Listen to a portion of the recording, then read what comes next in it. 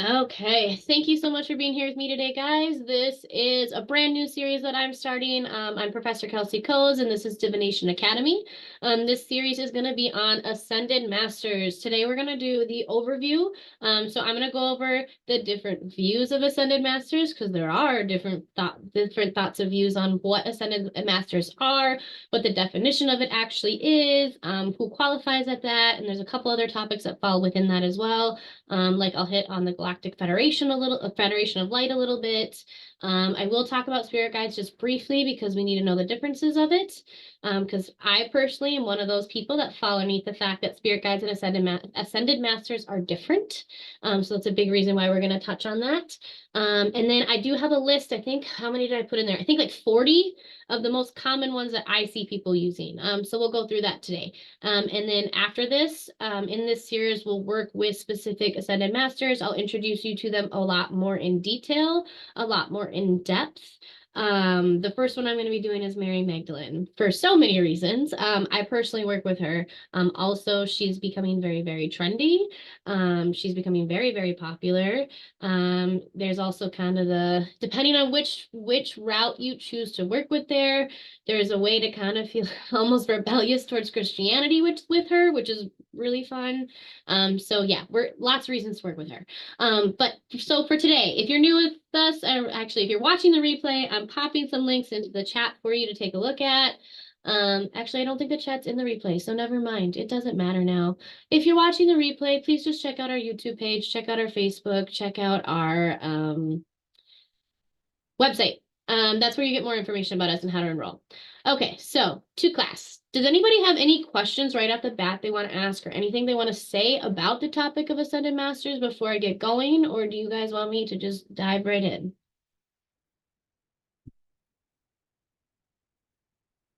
I don't see hands coming up, and I'm going to assume that means go. Okay, we'll go. So a big reason why I want to talk about Ascended Masters, for one, it's a super, super popular term. You hear it all the time. If you've ever been to any of my classes, actually all of you have been to my classes, you guys have heard me call on them. When I call in circles, you've heard me talk about them. They're part of my energy. They're part of what I work with. I use them every time I call in a circle. They're never not there. They're very critical to like my personal development. They're critical to your personal development. They're critical to the personal development of the collective.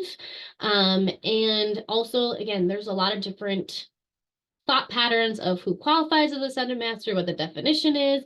And that's the beauty of being pagan. It's the beauty of this path, is that there are going to be a lot of kind of different splintering views, but it's a very common thing everybody works with. And I think it's crucial for people to be working with them. So beyond our ancestors, our angels, our spirit guides, like what else do we have to reach enlightenment? What else do we have to fulfill our sacred contracts, to fulfill our soul purposes? I don't know if everybody in here was at my sacred contracts class. If you weren't, definitely watch your replay if you have any questions about it. It's going to be on YouTube, and if you are watching the replay and you weren't at that class, check it out if you have questions about what a sacred contract is and all of that. I did a whole class on that. But they're super, super crucial with helping you realize what those are, helping you fulfill those on multiple levels, because we all have multiple different sacred contracts, and there's also a universal collective one. They're a part of it. They're there to help us reach that enlightenment. They're there to help bring humanity to the whole new dimension. Like they're there to help us rise on a collective dimensional level. That's really the big difference between spirit guides and ascended masters is the Ascended Masters really, really, really focus on the dimensional evolution, and they really focus on the collective evolution. Yes, spirit guides help in that sense, but Ascended Masters, like that's really what they're honing in on. And I'll explain why a little bit more in detail later of why that is as well. And like that's a key reason why spirit guides and Ascended Masters are different.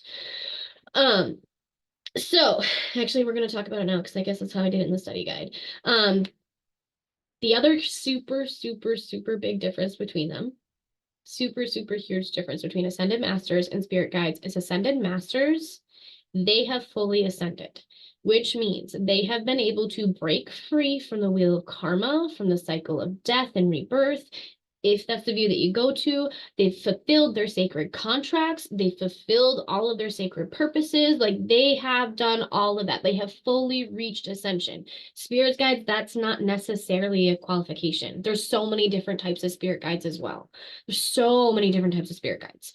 So that's why I personally follow the path that they are different. They are not the same. I'll also explain why people see them as the same. And I'll explain that too. But those are the two key differences. Like they have broken free from the wheel of karma. They're not going to continue to recycle and things like that. Some people believe that they will. That's another difference as well. Some people believe that they may come back down here.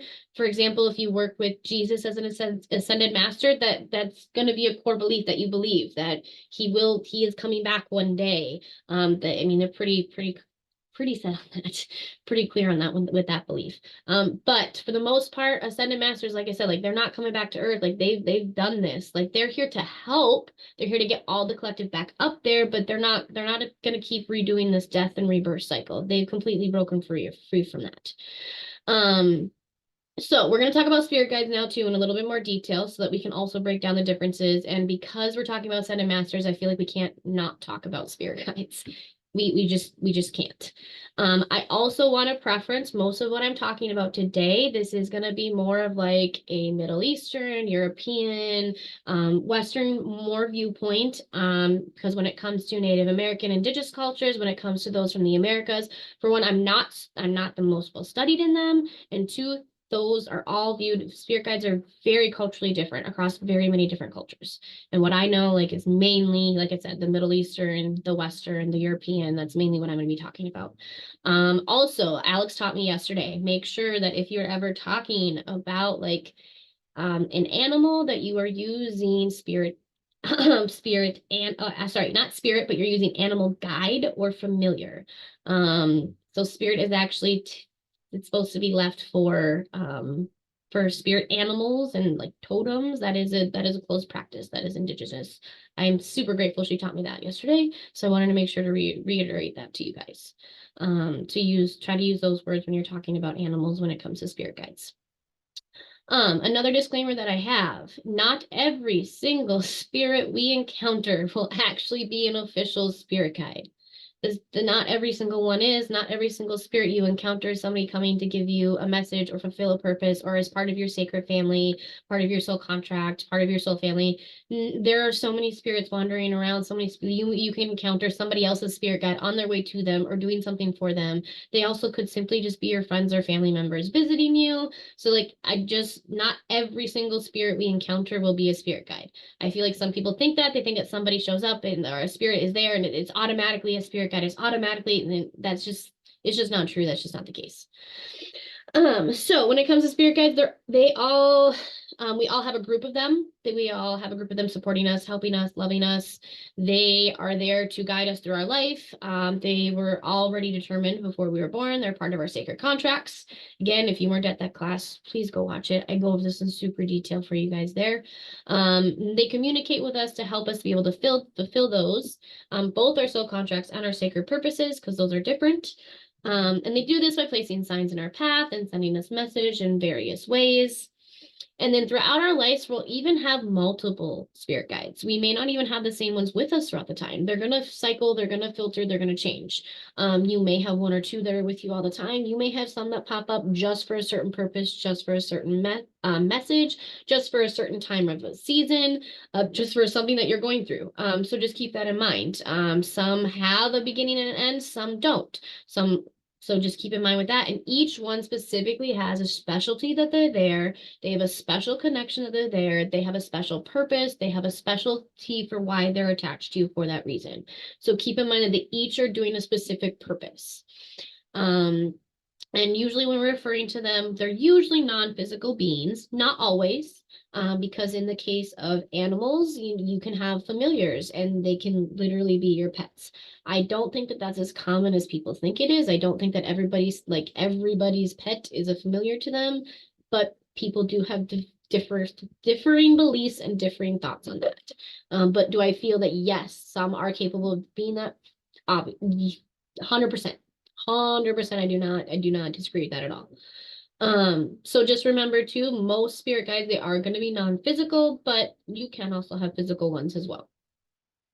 So when it comes to types, you're going to have ones that have ancestral connection. You're going to have ones that are karmic, family, past life. Lots of them, they end up playing main roles for you. They teach you lessons. They're there to help you manage your emotions, to focus your mind, transcending these challenges.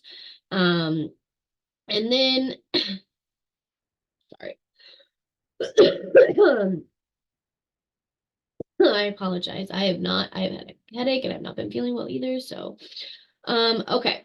So when the types that you have as well, they're going to be, like I said, the ancestral, the karmic. You have the ones that are there to actually be, this is where sometimes you have people saying that ascended masters can also be spirit guides because some people consider that a type of spirit guide within itself.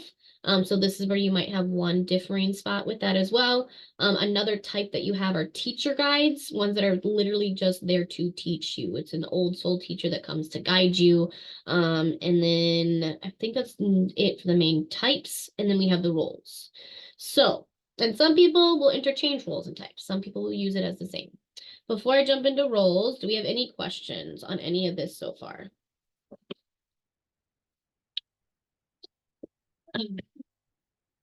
Sorry, I had to get a drink of Dr. Pepper. Okay, I have a question. go for it. Um, I am assuming not, but not all of them, but are the majority of the Ascended Masters mainly Christian, or are they just the more popular ones? Those are just the more popular ones, but no, I have a ton in the list that aren't Christian. But I will say a lot of people that I see who they're claiming as ascended masters, you will find Christian ones. A lot of people will try to work with angels as ascended masters, and those could pop up in the list as well. So you have archangels popping up. I separate them personally myself, so you'll see them listed as that. And then for the Christian, you also see a lot of Christian saints. But no, there are a ton that are not. I have some from quite a few different cultures in there for you to use, like, and there's some that I use that are from different cultures as well. There's some from Shintoism that I use. There's some from Hinduism that I use. There's also Buddhas. There's certain Buddhas that are considered ascended masters as well. Awesome. Thanks. And yeah, that makes sense with the angels. I would think they would be separated too, just because they didn't do the same way as others. Like they Mm. were already born ascended, so to speak. Yeah, I consider that they're their whole own entities. Like they're their whole own things. And yeah, and I Yeah. think that they can be a type of spirit guide that you can work with. But I don't think that they're Hmm. ascended masters. They're their whole own things. Yeah. And you can also with Thanks. archangels, you can also work with them in the watcher stand aspect as well. So like that's another way, which is why I also don't put them in the ascended masters because the watchers are a whole other thing on their own. The Watchers. Yeah, okay, that's a whole other thing. Okay. I might have to, that's a whole other thing. Is Yeah, I've actually caught watchers. I was doing some ghost hunting, and in the reflection of a poster frame for a poster, and it was kind of like a blank poster, so it's not part of the poster. Like there were three watchers that were actually sitting there watching me. So I've heard of some people say it that way, talk about them that way. The other ways that typically I hear watchers being referred to and used as, some consider archangels watchers because that's the duty that they were given to watch over the Nephilim and to watch over humankind, and that the watchers were actually the ones that mated with humans to create the Nephilim, and that's why God came down and wiped us out. Um, and that's that whole thing there. And if you go down the whole Nephilim route, that's where Watchers come in. Watchers also can come in with Enochian magic. So if you go down that route with Watchers, there's also more of a, for lack of a better term, alien version when it comes to watchers and like who they are. There are some that really like think that the watchers are tied to Murdoch, also from Samaria. There are people that believe that the watchers are tied to certain alien species. There are some that believe the watchers are specific Pleiadians. So it's a whole thing. It's a whole thing. Would the Dalai Lama be is considered a that Zen master? Sorry, go ahead, honey. Oh no, sorry, I didn't mean to interrupt. I was just No, gonna go ask, for it. so does that sound like a class that could be I done eventually? yes, Eventually. I'm Not gonna anytime talk. soon, but eventually. Yes, it's something I'm going to talk to Alex about because it's really tricky with some of those because they fall underneath the spiritual aspect and like the spiritual thing. But then some people just straight up call it conspiracy theory. And so, like, is it pagan or is it just so, like, that's why I'm going to see kind of really what if she wants something like that. Because, yeah, it can be spiritual, it can link to religions, but then there's also some people look at it as just conspiracy theories, and some people look at it just like alien hoo-ha. So, like, but we talk about interdimensional beings in classes all the time, and that's really what aliens are. So, and it just, yeah, so it really just depends. Yes. Yeah, the long answer, yes, honey. Awesome. Thank you. Because yeah, because even like when I'm going to talk about the Galactic Federation of Light in a little bit, I'm going to be treading a little carefully on that because that could be a whole thing on its own, and I'm doing way overview on that. And that's also kind of like more of the spiritual realm, and that gets more into the interdimensional beings, and so that's yeah, yes. Okay, Katie, your question. Would the Dalai Lama be considered an ancestor and an ascended master or no because he came back? Though I'm pretty sure so it depends on your view of ascended masters. Some people say yes and they work with him as an ascended master, and some people don't. So it really, really, really depends. I personally have not worked with him in an ascended master aspect, but I totally understand how he could be.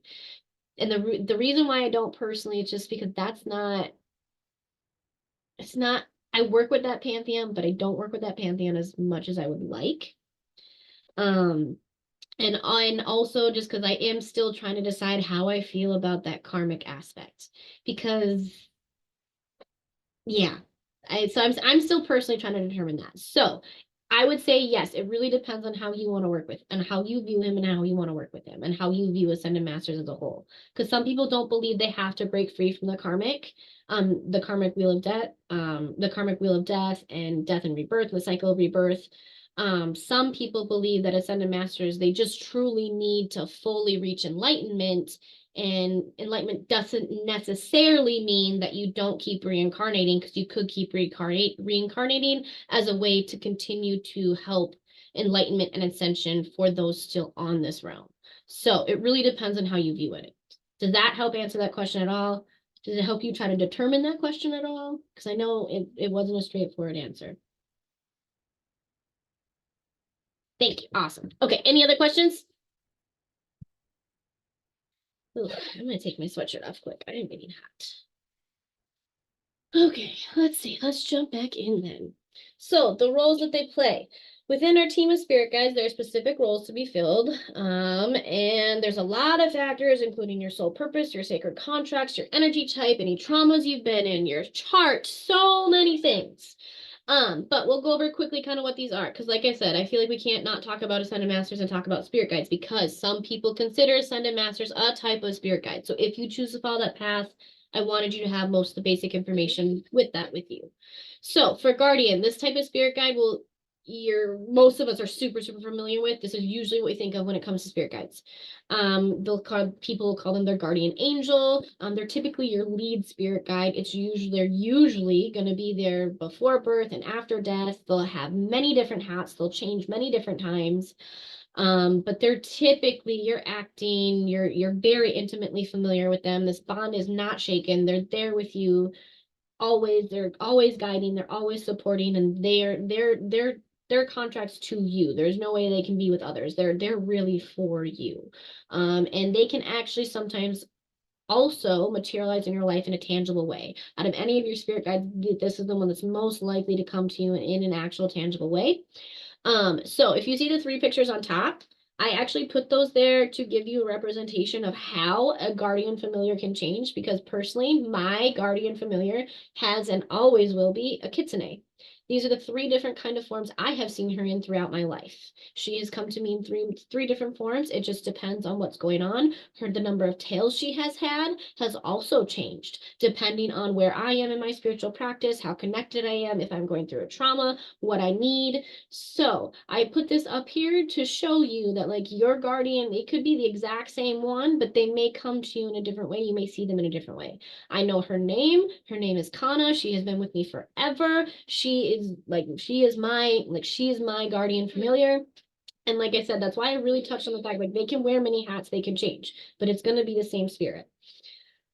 The next one is going to be the teacher guide. So depending on the depth of your soul purpose, you may actually have one or a few. So it really depends on the depth of your soul purpose, the depth of your soul contract, what it is. If you're meant to be a teacher or a mentor or a leader, or you are meant to shape something, create a movement, change, teach other people, if that is your purpose and career and part of your contract, you're most likely going to have more than one of these in your life. And you're most likely going to have one of these with you almost at all times.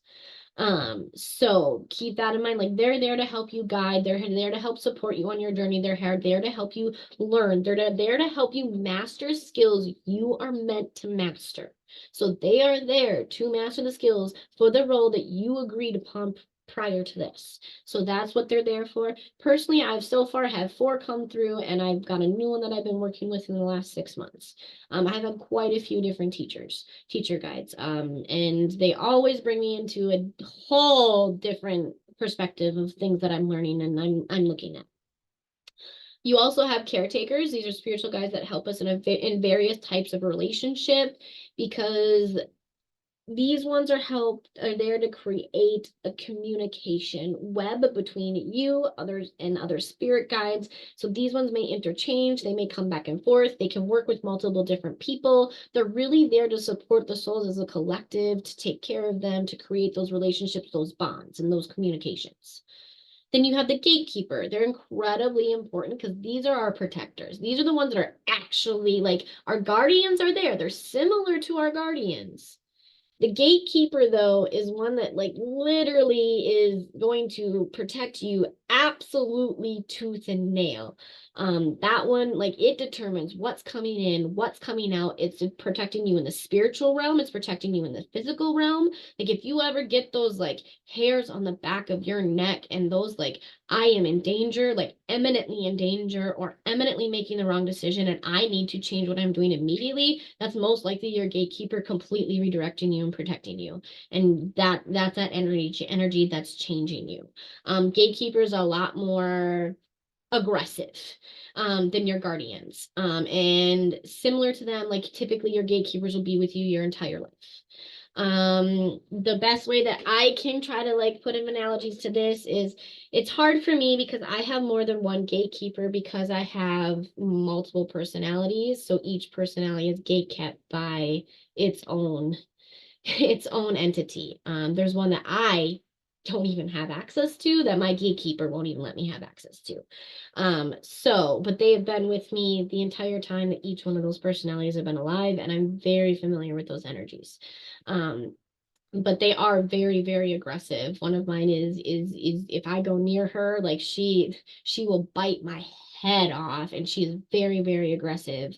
And they do that in the spiritual realm too. If I'm doing something that's a work that's going to completely like drain me, she'll completely cut me off. Like she will completely cut me off. Because she's like, no, that's not good for you. Like you're done. So gatekeepers, that's what they're there for. They're also there to protect your aura and your soul as well. So they're really there to help with unwanted entities as well. They're usually the ones that will alert you if something's trying to get in, they're trying to go through a barrier or a shield.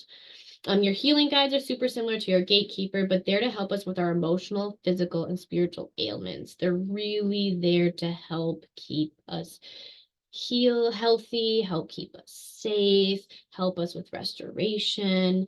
These are the ones that you'll be calling on if you ever do intensive therapies or if you ever have big medical procedures that you're going through. Like these are the guides that are going to be showing up. These are going to be the ones that are going to be there with you. I have one that's always there during shadow work. And there was one that didn't even show up to me until right before I started my DBT treatment. And since I have graduated and completed treatment, I have not had contact with that guide since. That guide has not shown up. So that guide was clearly, that was a contract that they were guided for.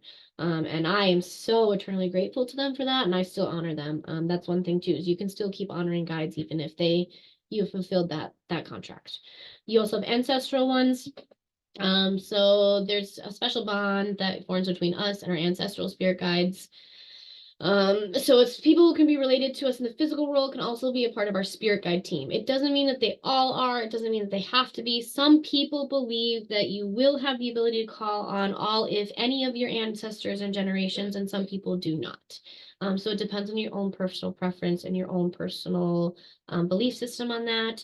And there are some people that don't work with ancestral guides and ancestral energy at all. I'm one of those people. I want nothing to do with my ancestral energy. I want nothing to do with my bloodline. I want nothing to do with it. I want nothing to do with it. I choose not to work with that. But there are some people that really do, and just because I'm choosing not to work with them also doesn't mean that they're not there. I know that they're there. I'm just really ignoring them because I just don't want to work with them. But you are going to have them. This next one is kind of controversial for me, and people do end up with kind of like different views on this. But archetypal energy, archetypal guides, a lot of people classify them as the gods and goddesses.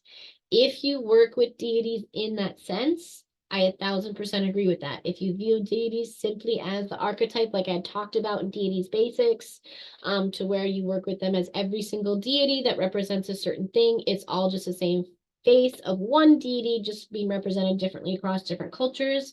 If you believe that, I totally get this. I understand how you can work with spirit guides in an archetypal sense as goddess and goddesses. I don't work with gods and deities that way. I view, like, I understand the archetypal. I do understand they can all represent an archetype, but I view them as their own separate entities. So for me, when it comes to spirit guides, I don't call the deities archetypal spirit guides. I literally call them divine. Like they're just deities. They're divine. Like they're deities. They're gods and goddesses. Gods and goddesses you can outright say that gods and goddesses are spirit guides. Especially usually if someone's considered your patron deity, or if somebody that you've worked with for an incredibly long time, they can develop to the point of being spirit guides. And then you can even get beyond that to, vesseling and things like that. But again, if you work with like an archetypal way, this is how it is. So people view it as to where, like they said, they represent certain characteristics and you can use them to embody them. And then one part of it too is you don't actually have to worship them or be connected to them for them to be a spirit guide. They may just literally, this is when you'll have a deity just show up out of nowhere and they're there, and like they start really, really calling to you. They can possibly showing to you in this sense as a spirit guide and part of your spirit team. I do have links to both my archetype study guide and my deity work study guide in here as well if you guys need that or miss those classes and you need more information on those topics, because I did a class all about working with deities and I did a class all about the archetypes and split them all down. So if you want more information on that, you can check out there. And then the last cup, we have 2 more for that. Nope. No, we don't. We have a couple more. So then we also have the messenger. They enter our lives to just literally simply give us a message. Like they're literally just sending us a message. That's all they're there to do. They give us a message and then they're gone. They may be there for a long time if you don't listen and you aren't open and receptive to them and you aren't actually hearing the message. But that's what they're there for. And then you have familiars or animal guides. They're super, super special, super, super sacred. Most people really connect to their familiar or their animal guides super easily. I also wanted to notate though, they can also be magical or mythical animals as well. Because like I said earlier, one of my familiars or animal guides is a kitsune. And some people would consider them mythical and magical. I don't, but some people do. Also foxes, I'm very, very, like foxes in general as well, are another one of my animal guides, my familiars. But you can go to them and ask questions and answers, and then also make sure that when it comes to these, if you're going to look into like a familiar or an animal guide and you're trying to figure out if it has specific meaning, each culture, each practice, it may differ. So don't get into arguments tooth and nail with somebody that, nope, this means this animal represents this, and this represents, because there are so many cultures and it can mean so many different things. If you are connecting to the way that represents, present it that way, and it's totally understandable, but don't try to tell somebody else and gatekeep them and tell them, nope, it means this. Because there's so many different answers for that, and also be open to looking at all the different possibilities of what that familiar animal guide could represent and could be tying to you for. Then you also have plant guides. The plants have living souls just as much as any of us. They have spirits, they have souls, they have contracts and purposes. And some of us have soul purposes and soul contracts that are very, very heavily tied to working directly with plant energy and to invoking plant energy and to working with plant spirit. So they can definitely be guides to you, and they are there to help heal you physically, emotionally, and spiritually. You also have your soulmates and your families. Almost everybody's heard of soulmates. There's a special kind of soul connection that we make at some point in our life, regardless of circumstances. And unlike other ones, we can't call on them for instances or guidance. We're gonna come upon them when we need to. We're gonna develop those relationships with them when we need to. Like, we don't get to just summon them like we do other ones and work with them that way. Your soul family is the same way. Their people, soul families are similar. They don't have to be your ancestral family by default. They can be close friends, colleagues, animals, anything like that. I prefer to work with this energy more because my family is what I've built. My family isn't what I've come from. So that is why I like this a lot, and why I like working with soul families, and why I use that energy. Okay, the next one, our star and galactic family. Some people don't work with this energy at all. They don't believe that this is a possibility of spirit guides. So this is a point of contention sometimes when people talk about this. But all humanity has ancestral connections to the stars. That is what this belief spans around. Whether you believe this or not, from like an alien's like standpoint, an interdimensional being standpoint, that's fine, but it is scientifically proven that we are literally made of stardust in our DNA, in our bones. Like, it's literally part of who we are. Literally part of who we are. So that's why I feel like that's 1000% true, and why we can talk about it here. So some of the main ones that you may hear of are galactics, Arcturians, Sirians, and Pleiadians. There are lots of other ones, but those are the main ones that you hear about.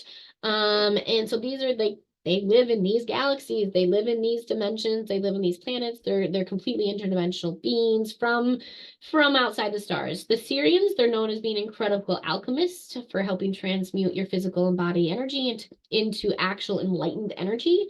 The Arcturians are super, super, super good at immense healing and clearing capabilities. The Pleiadians are known as actually like being the most closely related to us. Most people call them our big brothers or sisters. And they're the ones that have actually most recently ascended to the higher dimension. And they're the ones that most people think are coming back to try to help us. Most people think that the Pleiadians are the interdimensional beings that are trying to actually help bring us to our collective. There are some people that believe that the only ascended masters that you can work with are Pleiadians. So that's also why I'm talking about this, because that term has been brought around with that as well. There are also the Larians, the Andronians, and there's literally so many more. So just be open to it. These beings are considered beings who have ascended into the 5th, 7th, 9th, or 11th dimension, or planes of existence, which means that they are already vibrating at a much higher elevation point than us.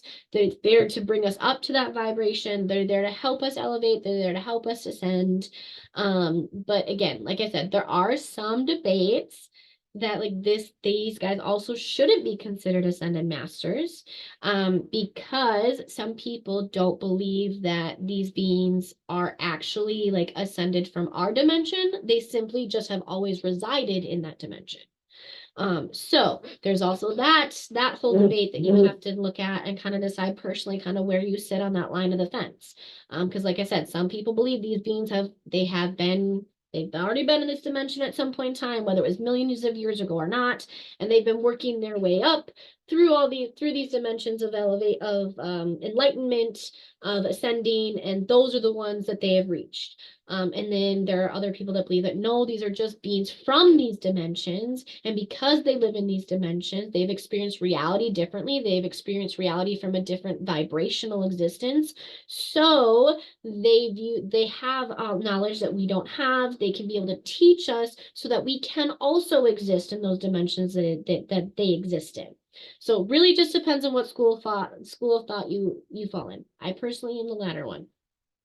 But again, everybody, which is why like I don't, that's why I have them listed as spirit guides and not ascended masters. That's why I work with them as spirit guides and not ascended masters. And that's why even when I call in circles, and you guys have heard me call in circles, interdimensional beings is these guys specifically.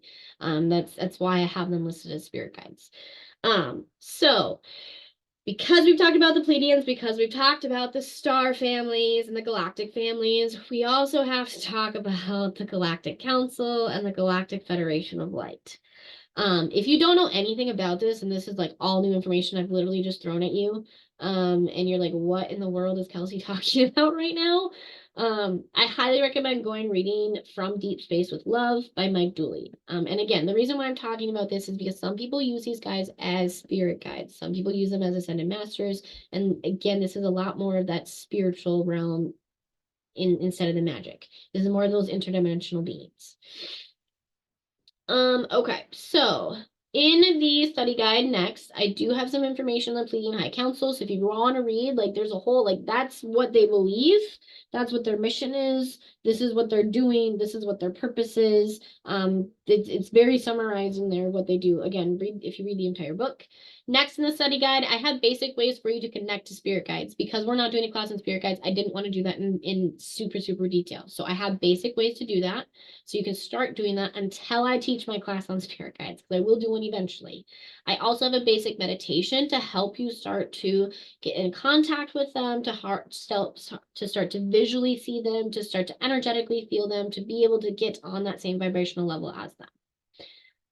Did I skip my stuff on the Galactic Federation of Light? Where is it? Okay, down here. Okay. So I'm going to jump to the Galactic Federation of Light here quick, just so I can get,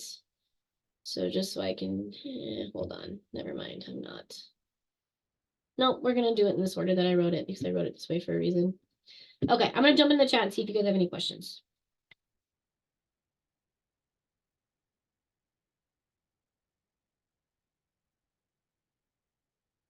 Okay, thank you for getting them the study guide link.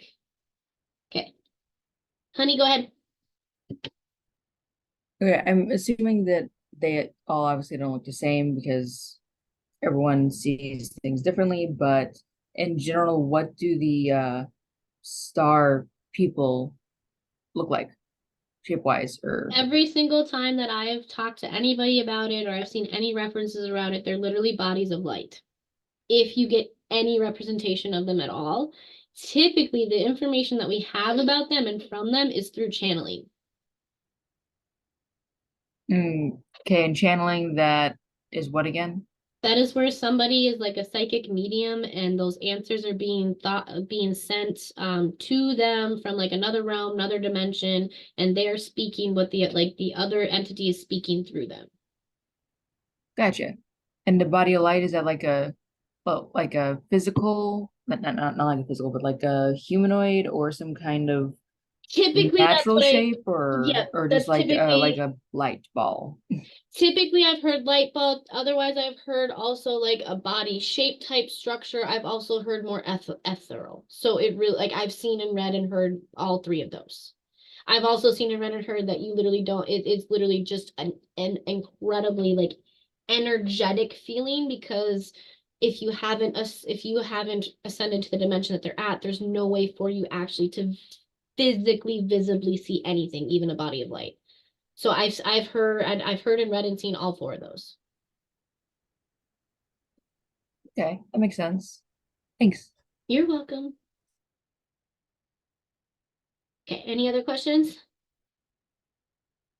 I see that somebody just wants to wait till the end, so we can do that. It's totally fine. Okay. So we're going to jump into the next. So we've talked about it quite a bit. What is actually an ascended master? This is actually, the term ascended master is actually somewhat new.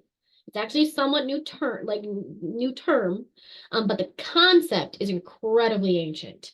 It crosses across many different cultures worldwide. If you really think about it, that's what Jesus was, an ascended master walking across teaching. Like, this concept has been here for forever. This group of spiritual beings has been guiding us since the beginning of time. And again, some people have different views of it. Some people say that everything, like gods and saints and light elves and valkyries and the hidden company and psychochomps and the mighty dead and the great white lodge and archangels and the archetypes and the galactic council and the Loa and all of that, some people considered all of that ascended masters. Again, then I've also told you the other definitions, that they have actually broken free from the karmic cycle. Some ascended masters have actually incarnated in human body, while others have never incarnated on this earth at all. Some ascended masters have never been on this earth as all. If you look at ascended masters as being interdimensional beings, they've never been, like some of them, never been on this earth. Some deities, some people think that deities have actually never been on earth. So if you look at deities that way, that's a possibility. So really a lot of this, remember, it's going to depend on your personal beliefs on some of this. But if we were to define like a spiritual hierarchy, it would be us. Personally, I view deities and then the divine, like for me, it's then the divine, the source, and the source, aka the multiverse and the universe. But some people view gods and deities as the divine source. So I'll go with that. So if the hierarchy, it would be us, gods, ascended masters. Like ascended masters would be right in between the middle. So it'd be us, divine God, ascended masters. Us, ascended masters, divine God. So it's literally they're going to be in the middle, like they're that median, they're that channel, they're between. So again, if you look at deities that way, my hierarchy doesn't see that. I don't believe deities are the highest power in the entire multiverse. But if you do, and most people do, like that's where they would fall. So the ascended masters are whatever's going to get you to what you think the highest source, the highest part of the hierarchy is. They're their way to get to you. They're the middle ground. They're the ones that have gone past what we have done. They know of everything that's essential. And some people, like I said, they believe that all ascended masters have been in the human body before, and they've worked through all the struggles that you've worked through. They know what it's like to be human, and they've also ascended. So that's also another reason why working with ascended masters is so amazing if you view them that way, because they've lived your experience and they've gone through everything that you need to possibly do to get to that next level in enlightenment, to get to that next dimension, to fulfill your sacred purpose, to fulfill your sacred contracts. They're really, that's really what they are. That's really, really, really what their purpose is. In the past, it actually used to be rare. People used to think that it was super, super rare for an ascended master to actually be a guide. That was actually really only reserved for very advanced, very old souls, for people that are close to enlightenment. That used to be the belief. That used to be what was held to it. That used to be the thing. But it's actually not today. Today, it's actually seen as not rare at all. It's seen as a lot more common. The reason why is because everybody on this planet feels it if they realize what they're feeling or not. But we are at a time of ascension and dimensions shifting, and our vibration as an entire planet is changing. There's no way for it to not to, with all the magnetic fields that we've put in there and all these extra things that we have going on. Like our vibration of this entire planet is changing. It's scientifically proven. Like we are changing. We are going into a different dimension. We are going into an ascension's time. So because of that, a lot more ascended masters are having access. People are a lot more open, and we're in a time to where it's ripe for this to be happening. And this is when a lot of people's sacred contracts and sacred purposes, this is when it's tied to. It's this time. So this is actually not quite as rare as it used to be. It's actually a lot more common, because again, they're a lot closer, a lot more able to help us. They're a lot more able to help us along this path because, like I said, because of what's going on globally. Sorry, I shouldn't use the word globe.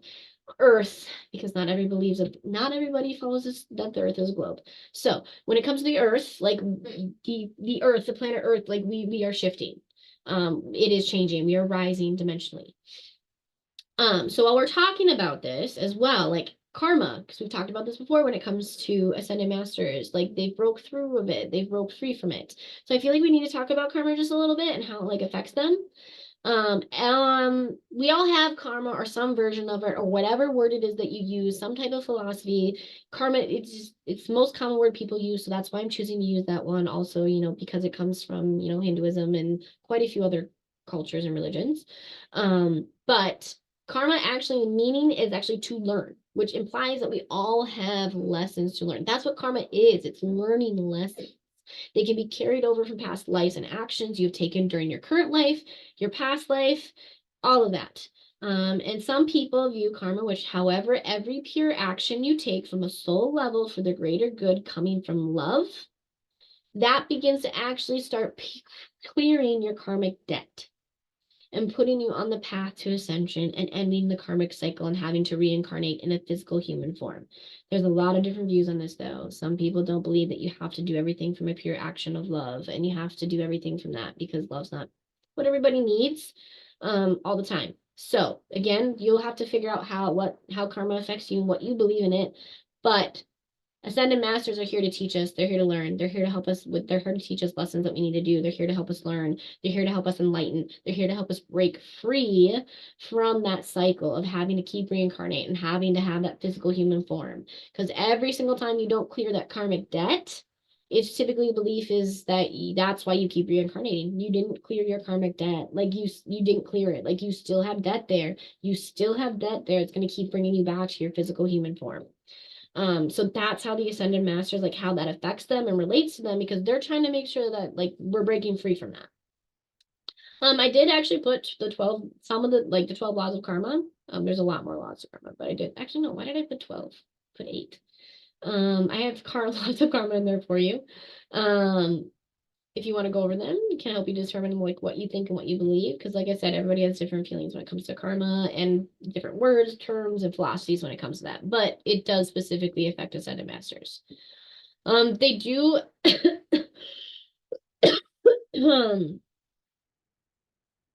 ascended masters are considered having special gifts because unlike angels and a lot of many different types of spirit guides, they've already learned their lessons from their karma. They've already been on the physical domain if you choose to follow that path. Most people do when it comes to ascended masters. But, when it comes to that, like they've already learned their karma, they've learned their lesson, they fulfilled their soul contracts, their sacred purposes. So they're amazing at mastering their mind, their body, their emotions, their spirit, and they know what it takes to be able to ascend. So because of that, a lot of them are said to have special gifts, special abilities, and things like that. I've heard a very wide-ranging list actually. Whether it's clairvoyance or which, is, everybody has, not everybody, but a lot of people have the ability to harness that, but it's like to an extreme extent. And quite a few other things like telekinesis, things like that I've heard of too. Being able to master every single language with literally just like touching somebody else's lips. Like I've heard of that being a thing that ascended masters have the capability of doing as well. And they also have special gifts within their lifetime. If you look at a lot of ascended masters, a great special gift that they have is being able to bring people together, being able to get people like the gift of silver tongue is super common with them as well. And just the way that they can use their words and teaching and things like that. Usually, typically, you'll see that as well.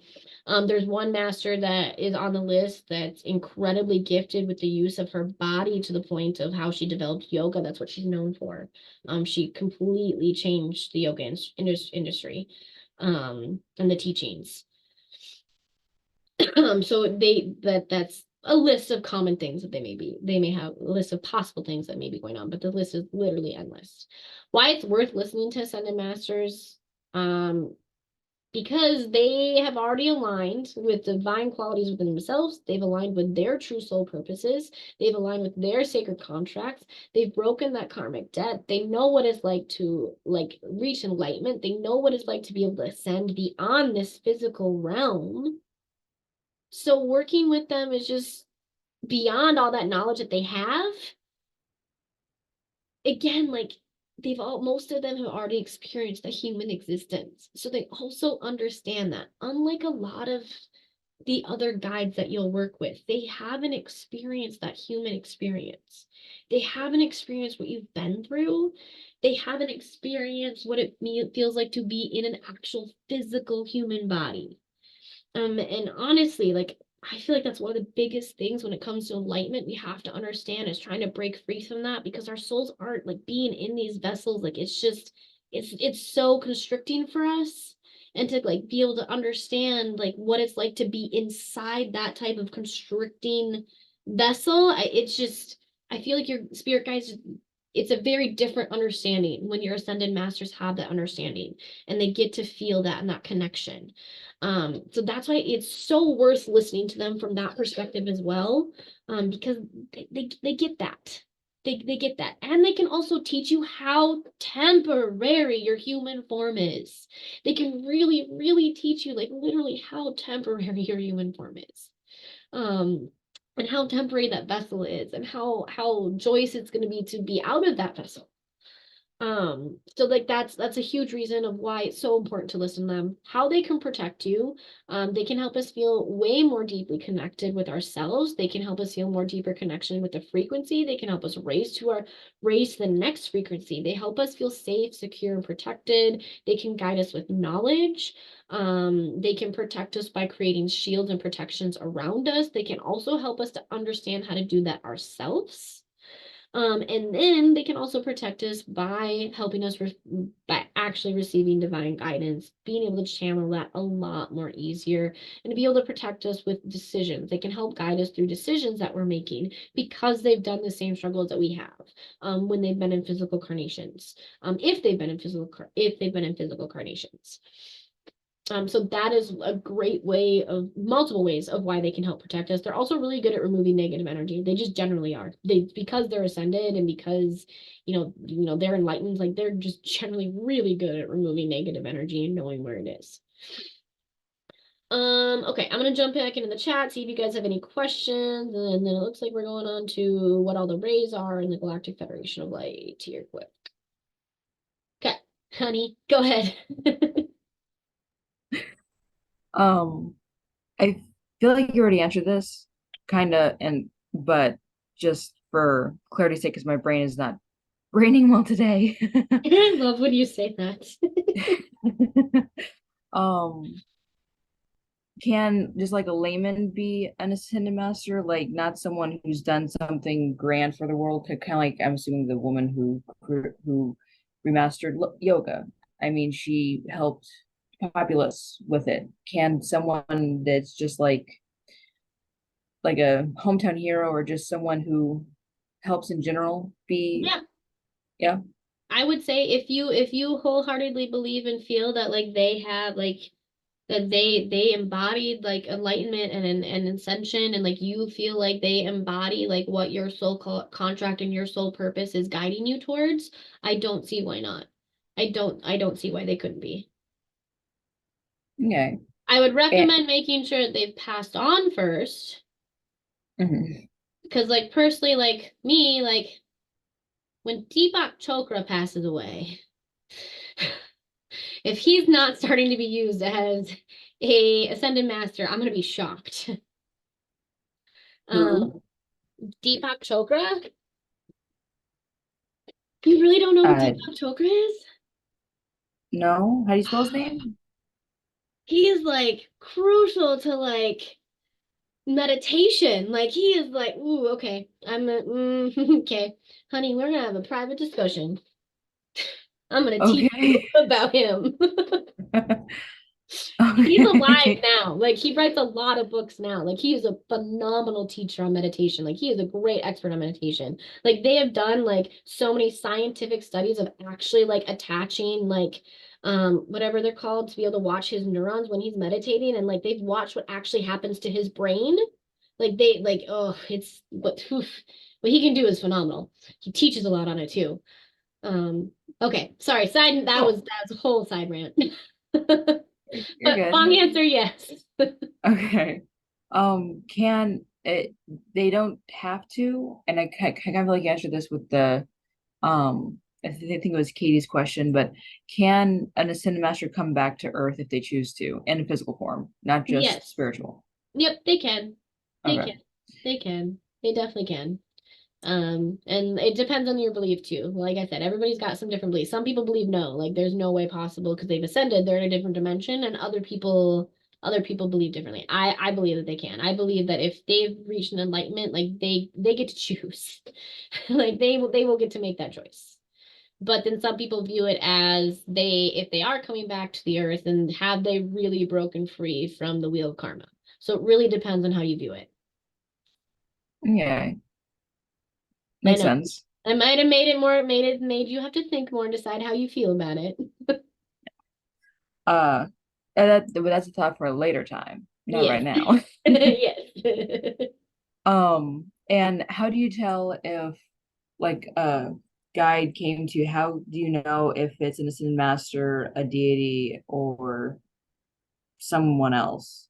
I feel like that's probably been answered before too, but Okay, I actually don't know if I answered that, and that's actually a really, really good question. So, how am I going to describe this? Hmm. So how I can tell the difference personally myself, and talking to other people, talking to some other people as well. It's going to be hard to put into words. So I'm going to do my very best. And if I need to explain it differently, just jump in and interrupt me and ask. The biggest reason way that I can tell the difference, it's the amount of energy. The amount of energy is going to be much bigger. It's a lot more expansive. It's going to feel more abrupt, almost kind of aggressive in a way when it comes to ascended masters. That when they first start like coming into you, it's going to be a big, big feel of energy. It's going to disrupt what's around you. It's going to change what's around you when they first start showing up, when you first start working with them. And then the energy also, for lack of a better word, it's more crystalline. It's more like crystalline, more clear, more pure because of that enlightenment sense to it.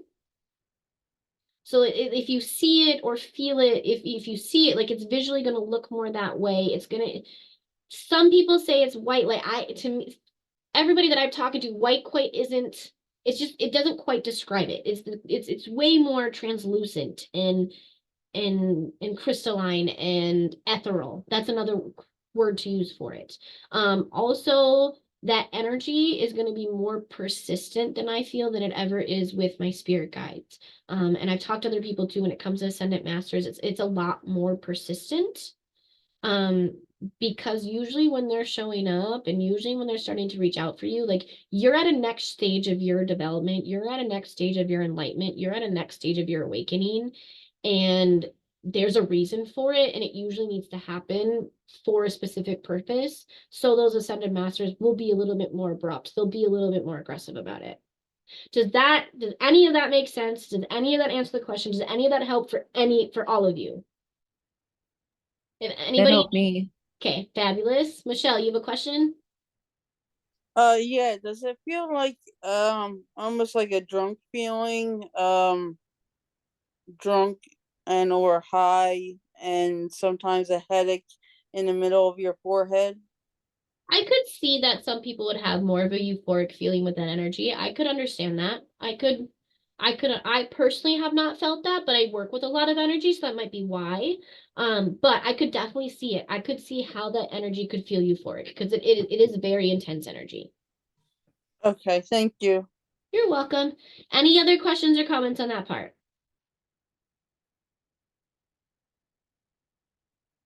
Fabulous. Okay. So now, like I said in the study guide, I feel because we're talking about ascended masters, we must also talk about the belief and concept of the Galactic Federation of Light. Because if you look in the spiritual community, this word's going to pop up. If you look at spirit guides and you start looking at, star family or galactic families, like this is going to come up, like this term's going to come up, this word's going to come up. Also, when you look into ascended masters as a whole, one of the ways to work with them, to call with them, to connect with them is working with the 7 rays of light. And those rays of light come directly from this idea, and it comes across a lot of other cultures and things like that, but it really comes from the Pleiadians, and it really comes from this. And it's a way for reaching a higher vibrational level. So the Galactic Federation of Light, is actually, it is every single ascended master that there exists that is able to help humanity bring us to a higher dimension, by whether it's teaching us or performing, what people call miracles, or by just being here and, coming back to help us, like whatever it is that ascended master is doing, every single ascended master that is helping humanity belong to the Galactic Federation of Light. And it is every single one across thousands of planets, thousands of cultures, all over the place. And it represents all their different councils. It represents all of that. Teal Swan is an expert on this, wrote quite a few different books on it, developed this, and explains that ascended masters are just thought forms or personalities that are being fed by the universal consciousness for the benefit of ascension and expansion of mankind. So remember, this is how they're viewing ascended masters based within the Galactic Federation of Light. They're being fed by both an individual collective conscious, both by individuals and the collective conscious, meaning that they're bringing all of that power, all that knowledge, all that to us. It's from across millions of years. It's across ancient ascended masters. It's across modern ascended masters. It's across all of them exist to this. This human consciousness, they believe it has existed for eons and eons and eons, and that most of them actually exist within the 6th dimension. That is where majority of the ascended masters within the Galactic Federation of Light exist, is in the 6th dimension. And that right now, during this time in our history, this was the predetermined time when everybody would be able to come and be able to assist ascension of humanity. That's a huge reason why the Galactic Federation of Light exists. Every person on this planet has a principal ascended master, is what they claim, who works with them during this lifetime, and each master resonates with a specific level of ascension so that you can go to the specific color or ray that you are supposed to be going to based on your soul purpose, your soul contract, and where you're supposed to be ascending to, and what you need to actually ascend. What those rays are, the first one is the blue ray. It represents the ray of God's will and power. A lot of people that are used for this are Elmora, and I'm going to be able to not pronounce this right, or Mezilchik. I don't know. I'm not going to pronounce it. Melchizedek. Every time I try to pronounce this word, I just get stumbled. Every time I try to do this name. And actually, this name is typically known as actually an earlier incarnation of Jesus Christ. There's actually a lot of writing on him. It's become very interesting trying to learning this in the last couple of years. He was actually considered one of the actual ultimate high priests throughout history. The yellow light, the yellow, which is the second ray, is the ray of wisdom, understanding, and judgment. Most commonly, like people will use with them. And again, you can put whatever you need to, who works with whatever the ray stands for. So if you have a different ascended master that you want to work with for will and power, you can substitute it. Right here, I'm just putting the common ones that I hear people using. I didn't even put the ones that I use in here. So for the second one, you have Lento, you have Jesus, and Krishna. For the third one, it's the pink. It's the ray of divine love, compassion, and charity. You have Paul Leviathan, Kuan Yin. I love working with Kuan Yin. If you have not worked with Kuan Yin, oh my goodness, please look into Kuan Yin before I will try to teach. Yeah, I need to try to teach not dark goddess classes too. And dark gods. I need to try doing light gods too. But sometimes people actually equate her to Mother Mary. I don't, but some people do. And so Mother Mary, you'll see here too. The fourth ray is actually the ray of harmony through conflict. So you have Serpis Bay, which is typically used with that. Serpis helps the students to develop these qualities to gain mastery in the base chakra. So he really works with purity, joy, hope, and excellence. The fifth ray is an emerald green and orange. So it's the ray of healing, vision, and truth. We have Hilarion, which is usually a part of that. Actually, hold on, what am I doing here? Yeah, we usually worked with that actually, and also Archangel Gabriel. We have the ruby, gold, and purple, which is the sixth ray, and that's the ray of devotion and peace and service. Lady Master Nada. If you don't know who Lady Master Nada is, she's really interesting, and she's tied to Jesus, actually. And you don't hear about her very often. She's not tied to Jesus in a Christian way. But she's super, super interesting. Violet Ray is the 7th ray, and that's the ray of transmutation. And Saint Germain is usually attached to that. He's a master alchemist and and like the sacred holder of fire. And he's amazing. And then you have the rainbow ray, which is the ray of integration. Which this ray actually I feel like is the one a lot of people miss. I feel like people forget about the integration part. Integration, like you're never going to awaken or ascend without integration. Everybody does all the work, they do all of that, they sit there and they learn everything, they go to the workshops, they go to the classes, but then they don't actually go and integrate it and make it a part of their daily life. They don't make it a part of their practice.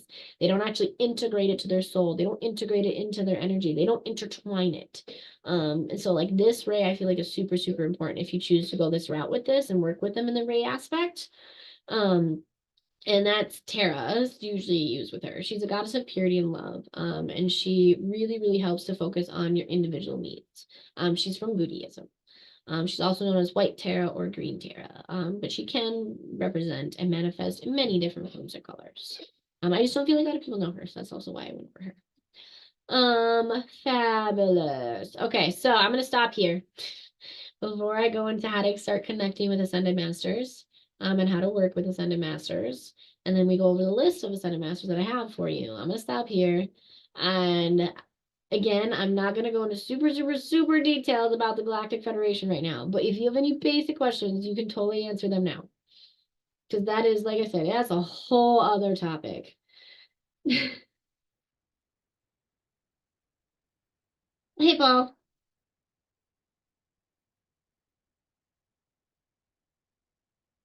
Okay, I don't see any questions or anything like that. So we will go where we're at now. So how to start connecting to Ascended Masters. Being that Ascended Masters are ascended, it really only makes sense that we work with them and connect with them in a way of raising our vibration. You hear this phrase a lot. How do you raise your vibration? And I feel like a lot of people actually don't talk about how to do that. They just say raise your vibration. And they don't talk about what it means. And really what it is first thing you need to purify. You cannot raise your vibration if you still have all that energy on you. You need to purify. I feel like this is a step that everybody forgets, everybody doesn't talk about. Like they do not understand, like they completely forget about this. You need to purify like completely. You need to purify your mind, your body, your soul. You need to release, and by purifying, like that's releasing any toxic habits, any toxic people, like deeply purify. Deeply purify. You clear your mind of negative thought patterns. You make sure that you're purifying your soul through energy work because you can purify through energy work. Reiki is a great way to do that. Cleansing rituals, great way to do that. And then in addition, we raise our vibrations and we work with our Ascended Masters. The other way that we start connecting them is the same way that we would with a spirit guide. And also, if you choose to think that Ascended Masters are spirit guides, because again, we've talked about this, some people do, and some people consider them that. But it's the same way. You first need to be open and willing. You need to be purified. You need to be grounded. You need to have your intuition, you need to have your intuition open. You need to trust your intuition. You need to have the confidence in the fact that the message that you are receiving, that you are receiving those messages and you're meant to receive those messages and that you believe that you should be receiving those messages. That's the other thing that I feel like a lot of people don't talk about when it comes to like spirit guides and Ascended Masters. Yes, they're gonna be there. They're gonna show up for you. They're always gonna be there. But in order to actually receive those messages and connect to them, like you need to trust yourself that you're meant to receive those. You deserve to receive those. That your intuition is hearing and picking up on what it is hearing and picking up on. Other ways to connect to Ascended Masters are working with the 7 rays. I just ran through them all with you. What they all represent. So you can work with them to be able to do that. And you work with them, like I said, through meditation. You work with them by working with the color in your practice. You work with them by working with a specific Ascended Master that is directly connected to that ray. You connect to that ray in that sense, and you can work with them in all those different ways. Typically, it's through meditation.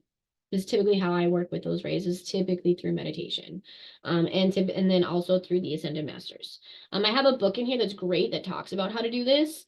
And it's super fantastic because you get in that energetic vibrations with it. You get into the frequencies of the universe. There's a super, super, super, super great book. Actually, no, I didn't put that book in here. I apologize. The one, I forgot that one. Fuck. Okay, I'm gonna have to add that afterwards. I just swore. My bad. Apologize, guys. I forgot to put that book in here. Damn it. I'm gonna have to put that one in here. Okay. I'm gonna have to add that book in there for you guys afterwards. So the next way that you can work with Ascended Masters is working with the spiritual and planetary hierarchy. The Ascension Magic book that I put up here, is the one that I have. I have this book in here for that. It includes the planetary logos, the 7 rays of light. It includes so much stuff in there. It familiarizes yourself with the hierarchy, and how to incorporate those belief systems into your practice, how to work with those ascended masters, especially from the ray of light standpoint too that's in there, and the planets. So make sure that you look at that too. So it does correlate to the first one too, but there's another book I wanted to put in here and I totally forgot. So that also meditation, like I've talked about. Meditation, like I said, is a state where we're receptive. We are quiet. Our minds are quiet. Our bodies, our souls. We're there to be able to speak to the divine. We're there and open and willing to be able to receive messages. Our ascended masters are able to connect to us through meditation, to show us things, to teach us, to heal us, to communicate with us. And if you think you're bad at meditation, I honestly tell people that you can't be bad at it. Like, it takes practice and time to do. It takes practice and time to be able to like to be able to get comfortable in that state. I feel like that's the biggest thing people struggle with, is how uncomfortable it is at first. And people also get very judgmental with themselves about meditation. Like, they get very judgmental, and I think that there's a right way, and if they have random thoughts, they get judgmental about those random thoughts, when the random thoughts aren't bad for the meditation, as long as you pull yourself back in a non-judgmental way, and you get back to where you need to be in a non-judgmental way. You just recognize that they happen and let them go in a non-judgmental way. Things are gonna come up. You are gonna hear things. That's the whole point of meditation. You're gonna get messages that way. And if it's not the message that if it's not what you're expecting to be coming in, like I said, letting it go and recognizing that happened, but in a non-judgmental way. If you're having issues with meditation as well, I suggest grounding regularly to help replenish your energy so that you can meditate. And that's also another way to try to get you more comfortable with that energy and being in that state, as well. Let's see. I'm going to jump in and see if there's any questions at all before I go any further. Don't see anything in the chat.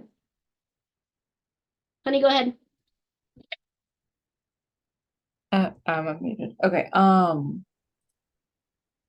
So if you work with the rays, Mhm.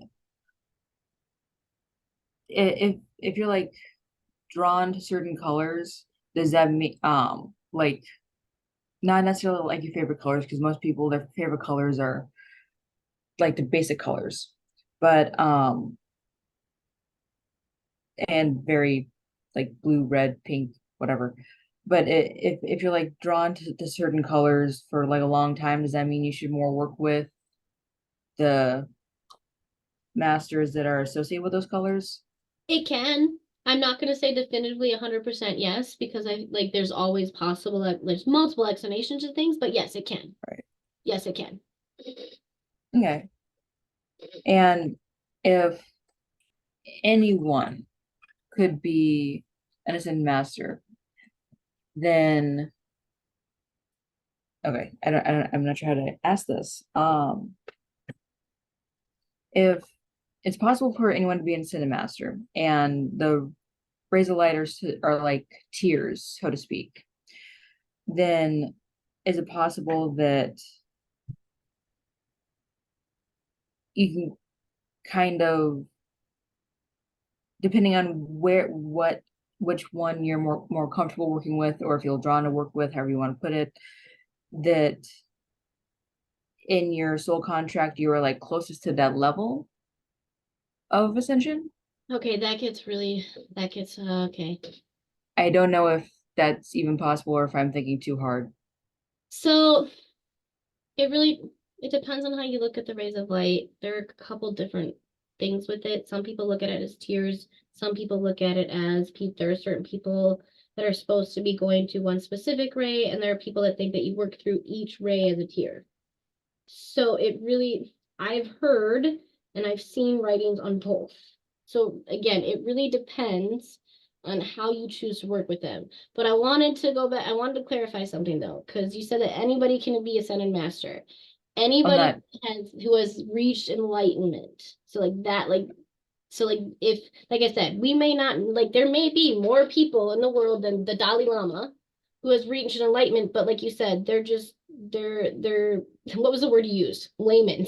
they're Yeah. they're basic average everyday people, and they reached enlightenment, like they did great for their community. They reached enlightenment, but they didn't get notarized. They didn't get notary for it. So like Mhm. that's what I just wanted to make sure that's clarified. Just so that we're on the same page. So like they still have to be able to like ascended masters have reached enlightenment. They've reached or they've broken free from their karmic cycle or Right. reach another dimension, depending on your views on that, because we've talked about there's so many conflicting ideas on this. Mhm. Yeah. Does Yeah. that No. answer your does that answer your question or no? Yeah, it does. I think. I they just popped in my head. Honestly, the the Council of Light, or what Galactic the Federation of Light. Yep. yeah, that sounds really hooky to me. So Yes, that's why I, I said like it's really tricky, and that's why I felt like I had to like just briefly touch on it though, because when you talk about ascended masters, that term comes up.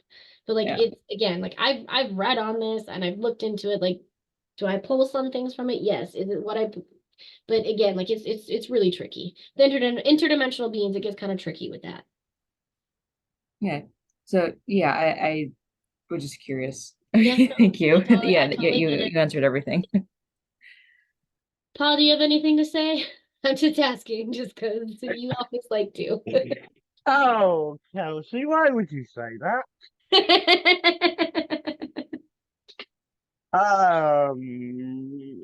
Okay, so ascension and enlightenment, are they one in the same or are they different? And that's the thing, they can be different. It depends on your view. Right, exactly. Which is why I kind of really wanted to be here right from the very beginning of this class, and I'm so sorry I got tied up in a meeting and wasn't able to get here. Um, so, uh, I mean, I did talk about it though, just so you know. I did talk about it, and I've talked about yeah, all the differences, all the different things people consider ascended masters. right, because a lot of it comes down to, and this is kind of the tangent I was going to try to go down. A lot of it depends on your personal interpretation. I 1,000% agree. And with that, I'm just going to slink back into the shadows and listen with interest. Sounds good. I promise Um, though. I've been saying, okay, now this differs here, and this differs here, and this differs here. yeah, the problem is Ascension Masters, so many people have written upon it, Yep. and so many people come from different religious beliefs, spiritual beliefs. Some of it intertwines, some of it is in direct opposition to each other, Yep. and some of it is just, well, excuse my French, but WTF. Yep. I mean, the idea of me climbing into an egg to ascend, really? Yep. That I didn't even talk about that one.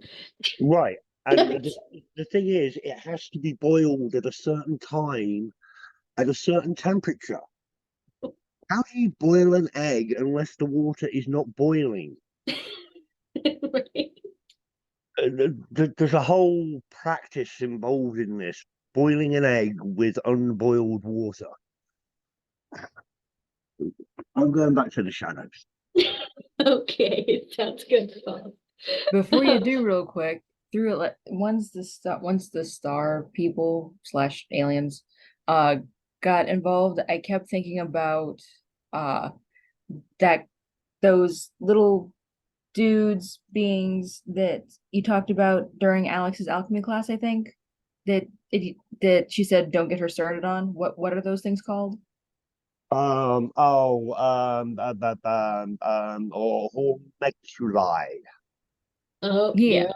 yep, yep, yep. That's why I said I'm gonna briefly touch this just because you're gonna see these words and then I'm walking away. That's why I was like, nope, I'm gonna really briefly touch this because if you look up in Ascension or Ascension Masters, like Ascended Masters, you can't get away from it's gonna pop up. It's just it's gonna and yep. Okay. Okay. So the last thing that I have in here, obviously there's lots of different ways to work with Ascended Masters, but the last thing that I have in here for you as an idea to get started is becoming Reiki attuned. It helps you not only heal yourself and heal others and soothe yourself and soothe others, but it also helps you be able to pay attention to the energy flow through you, the energy flow around you, the energy that's being channeled through the universe. It allows you to be opened up to the universe. It allows you to become more attuned to specific Ascended Masters energies. So that is another way. Other ways that you can work with them are going to be considering, I personally have not done this yet because I am still very new when it comes to astral travel. But I have heard that astral travel is a way and an option to work with Ascended Masters. Maybe Paul can speak on that a little bit if he wants to, or just agree or disagree. That's totally fine too. But then we also have entering the Akashic records. Scripting is another way you can work with them. Calling to them in ceremony and ritual. Shadow work, divination, study and research for them, adding them to your altars in your daily practice. And there are some people that will even do readings for Ascended Masters. I am not going to go down how I personally feel about that. I'm literally just going to say there are some people that claim to do that, and that they can do that, and that they will do that. Can I And also add one more to the mix, yeah, just for the yes, sake of adding it? yes. Astral projection. Yes, I should have included that with astral travel. Why did I not do that? Thank you, Paul. And then just like working with spirit guides, again, please first you need to be open and willing to receive their guidance, no matter what it is that is coming to you. You don't get to pick and choose what your guidance is. So that's one thing I want to make sure very clear on. You need to be open to receive whatever is coming to you. And then you need to be willing to actually reach out and ask for it, and be willing to be open to them if they choose to come to you as well. There are also certain meditations that can work to deepen our connection, and I put one in here for you. I wrote out a pretty basic one. I used colors of light that people typically use. Like I said, I almost always work with gray, but whenever I write you guys stuff out, I always put the light that most people like to use and are comfortable working with. So I believe I used white and gold light in this one for you. Okay, so the next thing that I have in here is I just have some lists of some common Ascended Masters. And again, there are literally dozens and dozens and dozens. And also keep in mind that just because you consider somebody Ascended Master doesn't mean that somebody else does. And keep in mind that just because the general population thinks that somebody is considered an Ascended Master doesn't mean that you need to be or that you must work with them. Everybody's going to have their own personal definition, their own personal understanding of what an Ascended Master is. This list here is a list of some of the most popular ones that I've seen based on the varying different definitions of what an Ascended Master is and how you can work with them. This list is not all inclusive. And I actually didn't even make this list based on my personal definition of Ascended Masters. I made this list based on common ones that I see and hear people using in the role of Ascended Master. So the first one is we have Adonis, I put on here. We have Aradia, the Queen of Witches, I've seen used. We have Atlanto, Aberon. I've seen Brigitte used as that as well. We have Christian Rosicrucius, which is the Ascended Master and a Rosicrucian leader. I've seen him used a lot. He's incredibly common to be used as an Ascended Master. He's actually seen as a patron for ceremonial magic super often. Uh, I know I don't like it either, but I've seen it. I don't agree with it, but I've seen it. And then we have El More, we have Honestly, I don't know if I'm going to go through the whole list. You guys can read the list, to be honest, because it's 40 names. But Lao Tzu is another one that I've seen. Mary Magdalene is one I've seen. I've seen Merlin. I've heard of Merlin being used as an ascended master. Mother Mary being used as an ascended master. Lady Nada, which I've talked about before as well. If you don't know who she is, I recommend looking into her, to be honest, because she's interesting. Just because she's interesting. Not even to work with an ascended master, just because she's interesting. Kuan Yin, which I've talked about as well. I've seen her use as ascended master. Again, if that's how you choose to view deities, go for it. Saint Germain. I've seen Saint Germain invoked a lot for the healing abilities, specifically in the Violet Seventh Ray. Also because of alchemy, I've seen him used a lot. Because yeah. We also Go on, Kelsey, go there. it's okay. I've heard he's used as a fantastic alchemist is what that's what I know him as. So if I'm wrong in that, you could totally correct me. Okay. Am I wrong in that? Uh, I don't know a lot about him personally. Like the very little that I've learned from him, that's what I've come across so far. So if I am wrong, I totally want you to educate me because I am not. I'm only, like I said, this list is not even my own personal list. This is just what I keep coming across from other people. I think the reason Saint Germain is on the list is legend has it Saint Germain is immortal. He was from the, I want to say, 13th century, and he's still around to this day. So kind of like the Buddha aspect in the reincarnation, apart from Saint Germain is supposed to still be Saint Germain. And some people attribute Saint Germain to be Gerber, and other people, Okay. it's a whole cluster monk. Gotcha. Okay, I'm gonna look into him a lot more, honestly. Yeah, I want to know. I've actually got a couple of books that I have on free license that I can send to you, Kelsey, on Oh, Saint Germain. fabulous. I would love it. Because like I said, all I know is like I said, this isn't my personal list. I've seen a lot of people using him, talking about him. And so I went and I got basic information off of him so I could put him on the list. So, okay, awesome. I'm going to look into him. And I thank you for letting me know that. See, this is why I like you here. You teach me things too. Yeah, he's basically found the Philosopher's Stone, took the Philosopher's Stone, became immortal, and is as young as time and as old as age. Interesting, because okay, so almost everything that I found from him, I didn't see a mention of the philosopher's. Like again, I was only doing really brief looking. They didn't mention the philosopher's stone. Like, why would they not mention that? They all talked about how he is supposedly turned metal into gold, but they didn't talk about the philosopher's stone. So that seems really weird to me. Because to some people, okay, you have to remember that when it comes to alchemy, there are three kingdoms and many different subsets of alchemy. To some people, alchemy is only laboratory based. To other people, it is only spiritual based. To others, it is a combination of both.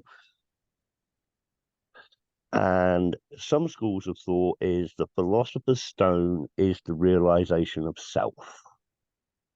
And through the realization of self, you become enlightened. Gotcha. Okay, that makes a lot of sense then. That makes sense. That Yeah. makes sense. That makes perfect sense. But to some people, the philosopher's stone is a physical object, whereas to Yeah. others, the philosopher's stone is a spiritual thing. That makes sense. That makes perfect sense. Okay, so next one that I have is Solomon. So King of Solomon is in here as a Zen master, mainly because he's credited with the Goetia. So that's a huge reason why he's considered and used for Ascended Master. A lot of people actually use Venus, which I think is really interesting. I think it's super interesting. Interesting in what way? Interesting in the fact that a lot of people that I see using Venus as an Ascended Master, they're using her for specifically only relationships and love rather than encompassing her in all aspects, like the sexuality, the marriage, and all of that. And I expected to see her used more in the as the name of Aphrodite rather than as Venus. That's why I thought it was interesting, because I expected to see it more that way. Does that make sense to you or no? Yep, makes perfect sense, especially with the Aphrodite connection. Yep. Another Ascended Master is White Eagle. This one though, be very, very careful because White Eagle is an Indigenous Ascended Master. So you need to make sure for close practices, some people believe that you can call in him no matter your heritage or ethnicity. Other people do not. So I really, really want to be careful with this one. Some people agree, some people do not.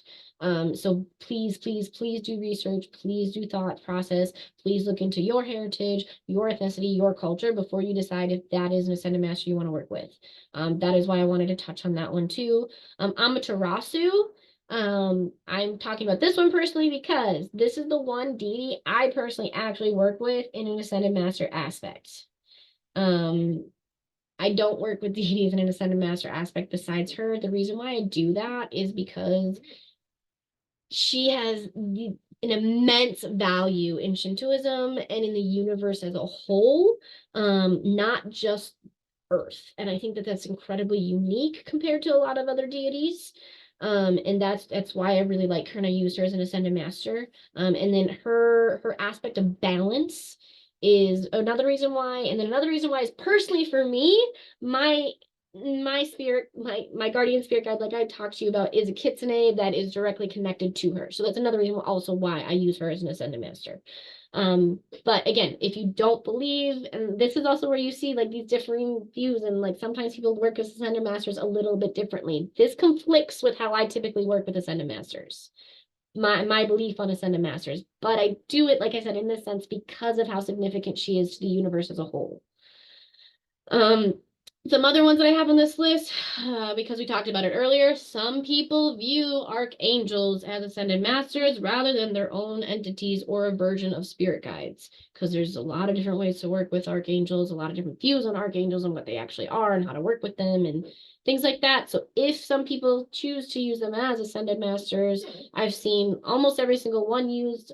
The most common ones are Metatron, Michael, and Raphael. I've also seen Elijah and Jesus used as well as Ascended Masters. That's how I personally see Jesus. I personally view Jesus as like an Ascended Master. That's what I classify him as. I don't classify him as like a deity or anything. Like I classify him as an Ascended Master. That's where I see him as. Hermes Trismegistus is also another huge one I see people using as Ascended Masters. He is tied to the Greek god Hermes and the Egyptian god Thoth.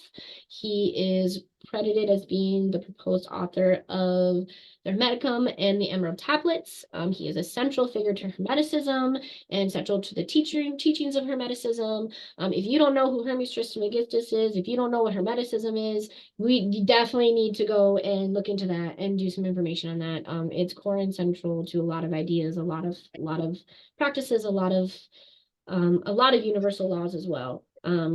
Personally, this is my husband's Ascended Master. Like he works with Hermes, he loves Hermes Trismegistus. Did I hear Paul unmute himself? Hi. Hi. I knew you'd want something. I knew you'd have something to say on him. Okay, it's not so much on, well, it is, but it isn't. Hermetics is something I'm looking at possibly teaching next year. Paul, I think that's a brilliant idea. I know Alex has covered some of it in the alchemy because Yep. it does have a lot of ties in with alchemy. But Hermetics itself is its own It's its own thing. rabbit hole. Yep. I wholeheartedly agree with that. And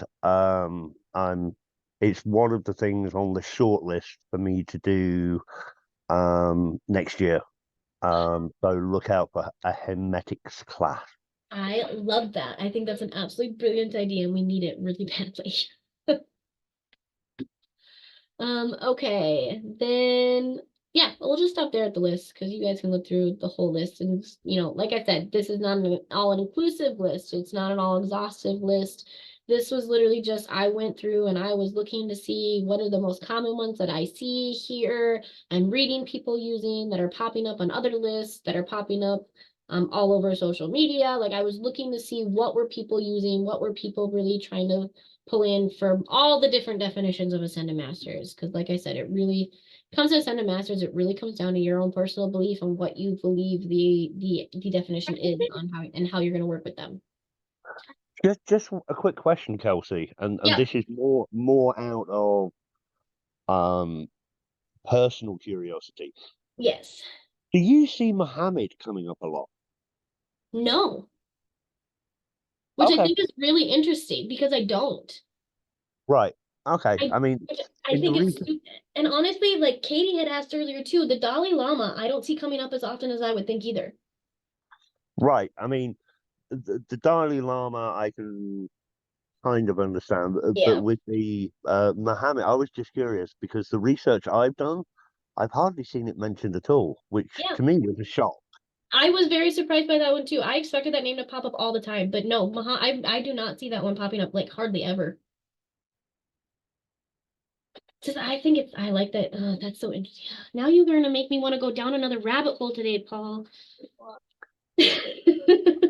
Listen, if you're gonna go down Hermetic, if you're going to go down alchemy, eventually you're going to go down Kabbalah, eventually you're going to go through Yes. Torah, you're going to go through the Quran, you're Yep. going to go through the Bible, you're going to go Each through and stuff. every one.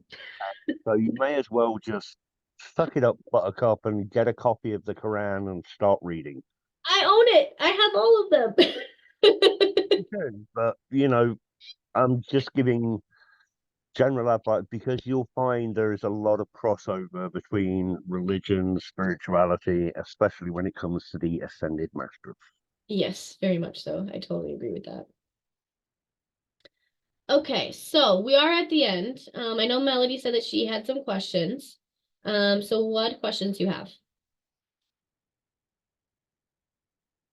You can put them in the chat or unmute yourself, whatever you want to do. It takes me a second to unmute. So the first one's very quick.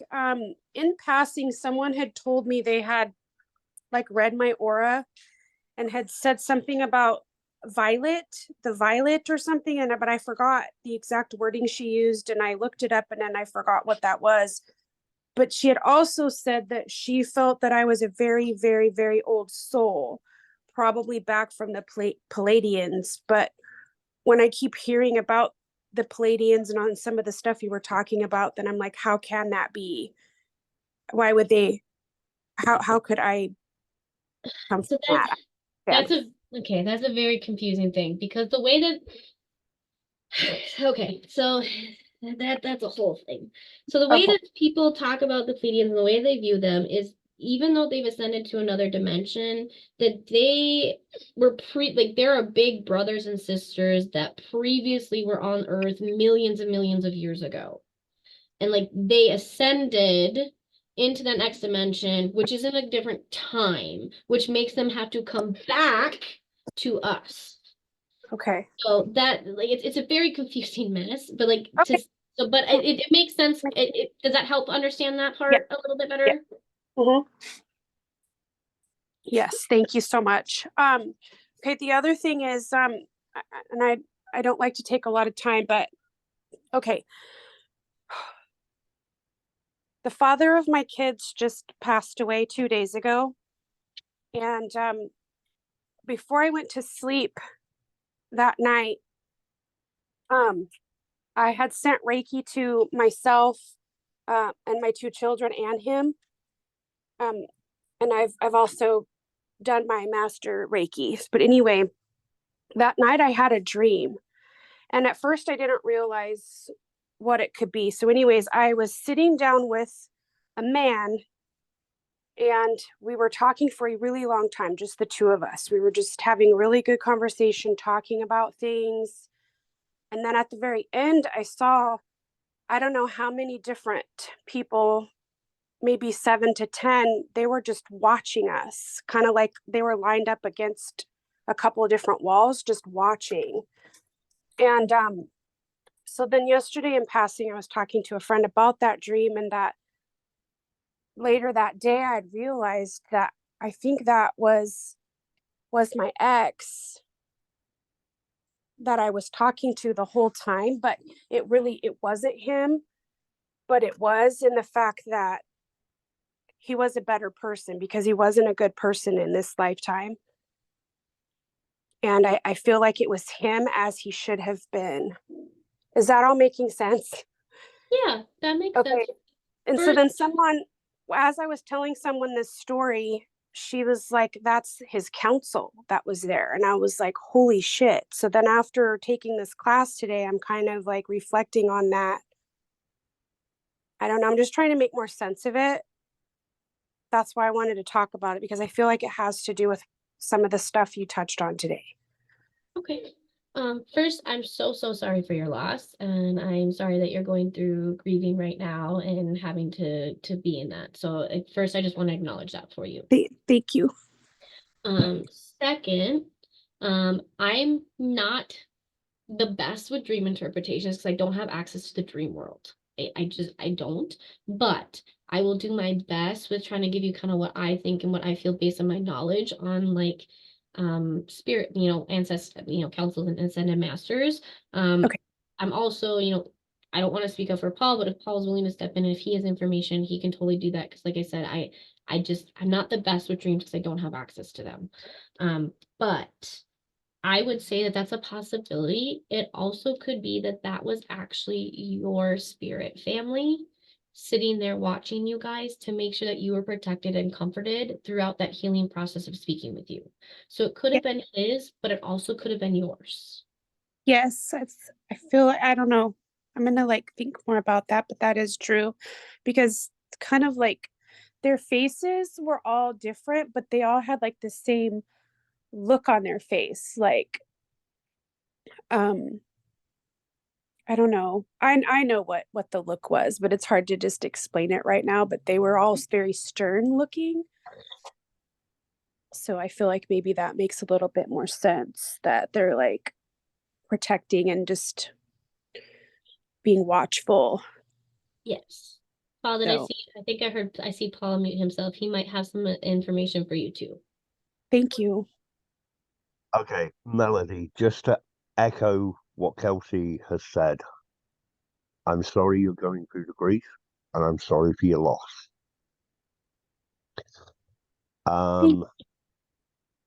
Dreaming, dreaming to me is a strange thing, because typically if I'm dreaming, it's lucid dreaming. Yeah. So I'm always aware that I'm dreaming when I'm dreaming. However,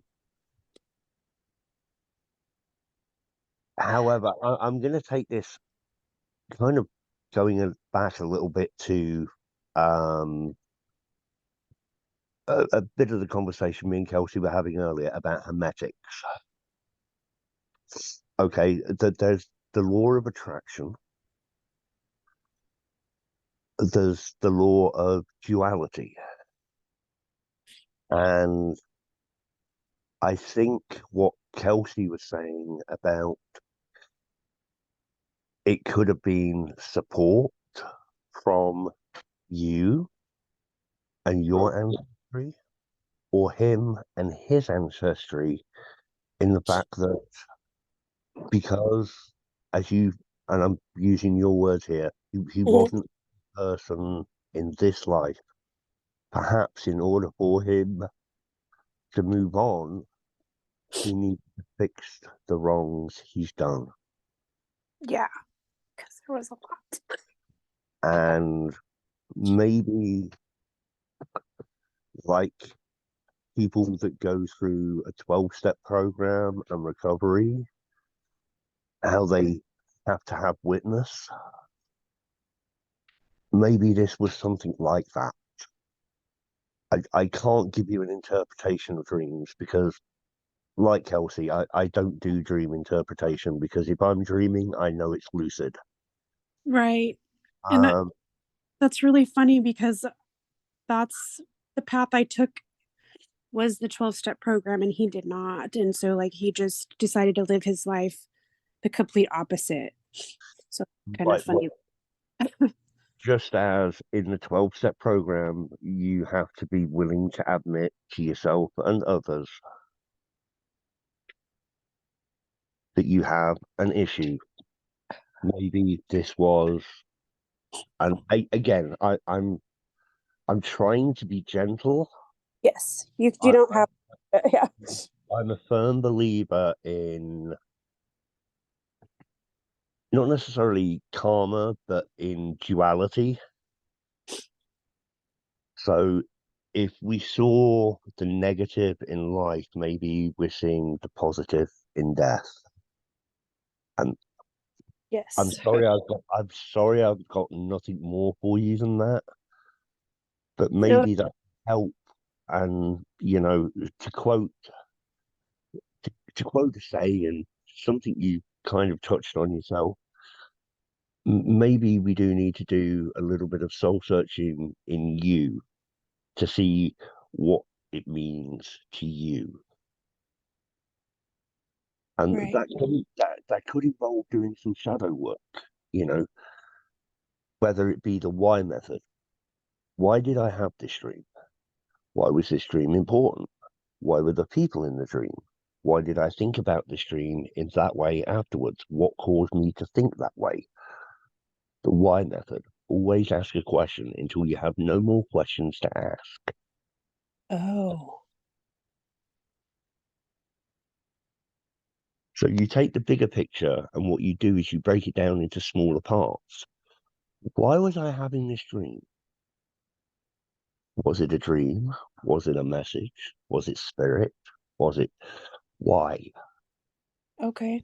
And then once you have the answer to that, you can break that back further. Why am I feeling this? What caused the event to cause this? Why am I thinking about it in that way? Is this a negative or is it a positive? If it's a negative, why is it a negative? Is it a positive? Why is it a positive? Why am I looking at a negative situation but seeing a positive side to it? The why question. Great for shadow work. I don't Cool. know if that's of any help to you. No, you guys have helped a lot. I just was trying to like piece some things together too, and I don't have a lot of people in my life right now that can kind of understand what we're all talking about. Well, Right. I've said this to every person I'm in a class with. Like Kelsey, I'm a professor here, but I'm also a student here. Mhm. And part of being a student is passing on what knowledge you have. So if you want to reach out to me, by all means, do reach out to me. I may not have the answers. I may not know the people that have the answers, but I will try my darndest to get you something to point you in the right direction. So that's an open offer. If you want to Mhm. hit me on Messenger, by all means do. Okay. Okay? You are All right. not a nobody should ever feel alone. Okay? Yeah. 1000% ditto that. And I've told you guys in all my classes the same thing. You guys can reach out to me whenever you need to for whatever you need help with. Usually, and I may not get back to you immediately, but I always do. So again, again, Melody, I also want to just say thank you so much for feeling like this is a safe place to talk about this and a safe place to like ask. I am very, very honored that you were willing to do that. And I wanted to make sure you knew that too. All right. Thanks. You're very welcome. Okay, does anybody have any other questions before we head out today? Go ahead, honey. And Paul unmuted himself. Okay, Paul, you can go first. No, this is your honor. Okay. Um,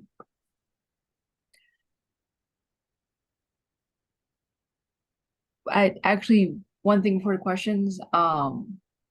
if I may, Melody also wanted to say if reincarnation is something you or your ex believe in, that could have also been a type of spiritual intervention too. So when he goes into his next life, he won't that he'll have the kick to not go back into having substance issues. And while you were the only one talking with him, the others may have been there for support, but you were the main person that he needed to hear from to be able to not have to go through what he did in this life to be better in the next.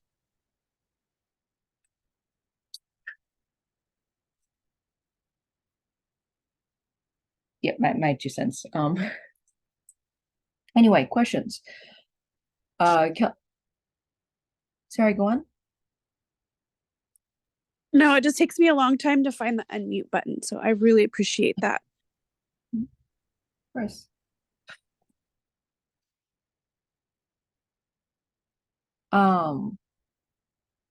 So Kelsey, I was curious, are you going to call in the demons and ascended masters in the following classes like you have been with the goddess ones?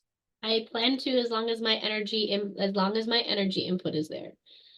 So that's something that I'm gonna do from now on for classes, is I'm gonna say it's gonna be I'm gonna say it's always my intention to do that, but if my energy input is not there, I'm not going to push myself like I did previously.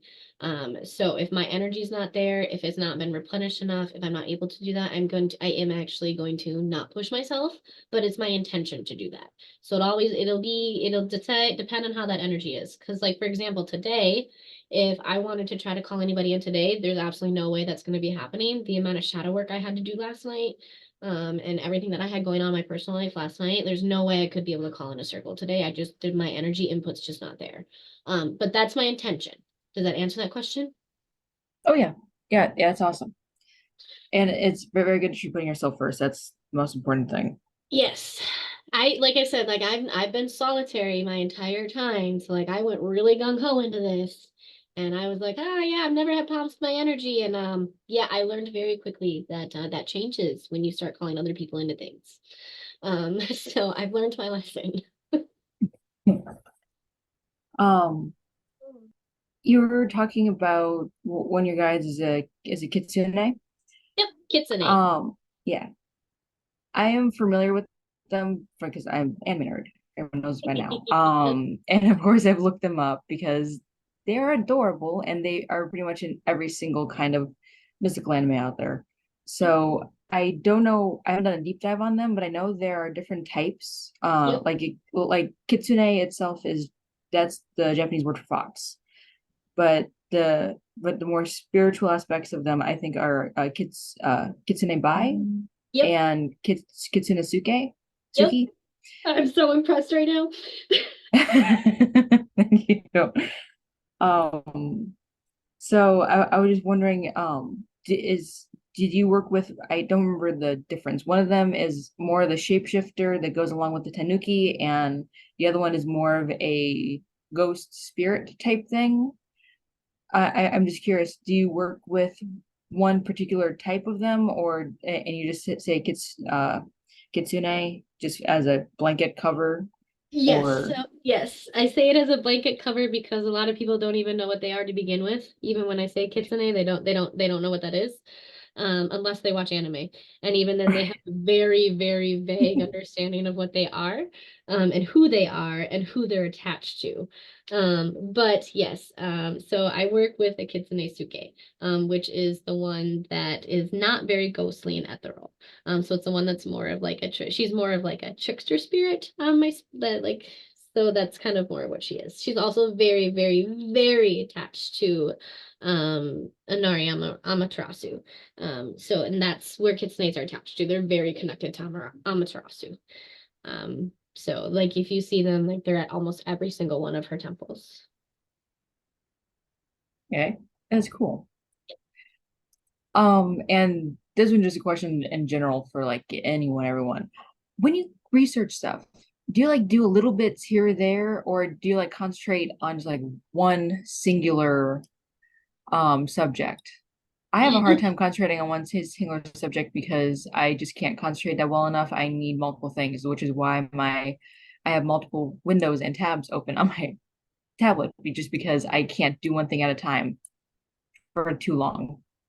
So I'm just curious how everyone does that stuff, like research. I personally research and do and work on multiple different topics at once, but I will pick a core set that I'm doing deep dives on. And those are the ones that I specifically will focus on, whether it's in my practice or whether it's like theology or philosophy or world or history or conspiracy theories or whatever it is. I will pick one thing to deep dive into, but I'm always looking at a lot of different things. Hi. Hi. Hey, okay, so research to me involves two things. Well, three things actually. It involves meditation, Yep. to find out whether this is something the universe thinks I should know. Are we going to play? Yeah, we are going to play video. I'm just busy right now. Then I will typically sit down and, like, for instance, when I started on my alchemy journey many moons ago, I still have the notebook. My first notebook I started on alchemy. I will deliberately only write on one side of the paper. So as I'm doing my research, I will use the front of the page. If I have any questions, I will turn the page, I will turn the book, and I will write that question down. Then that becomes another point of research for me. So I work through the book. Then when I've got to the very end of it, what I'll typically do is I'll go back and rabbit hole the questions that I've asked on that particular thing that I was working on at the time.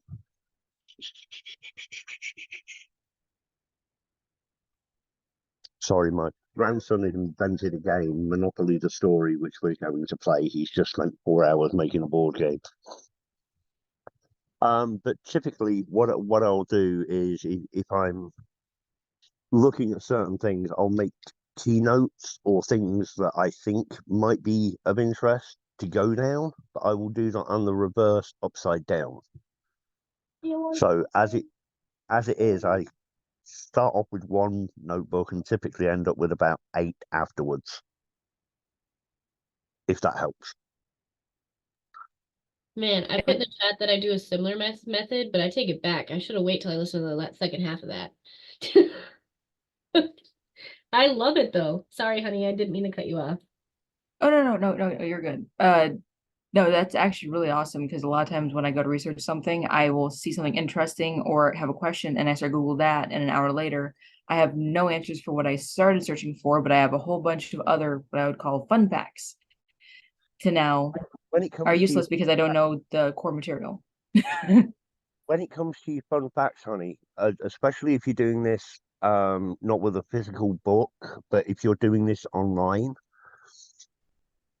one of the things I've done in the past is I've done I've made a like a folder for my bookmarks, which is whichever part, if I'm working on, let's just say, astrology, I'll have an astrology folder, and then within that folder I will have subfolders. Mm. Um, Yeah, I do that too. Like the only one I can think of is I have the Sabbats, and then for like general, and then I have each Sabbat individually in subfolders. Yeah, because I found, especially when I'm doing research online, I can end up with 30 questions from one question. And it's not until you start doing the research on those individual questions that you realize, hey, I covered this 5 hours ago. Exactly. What's the word I'm looking for? Compartmentalizing. Compartmentalizing. That's the one that I can't pronounce. Yeah, doing that I found has helped me a lot in my research.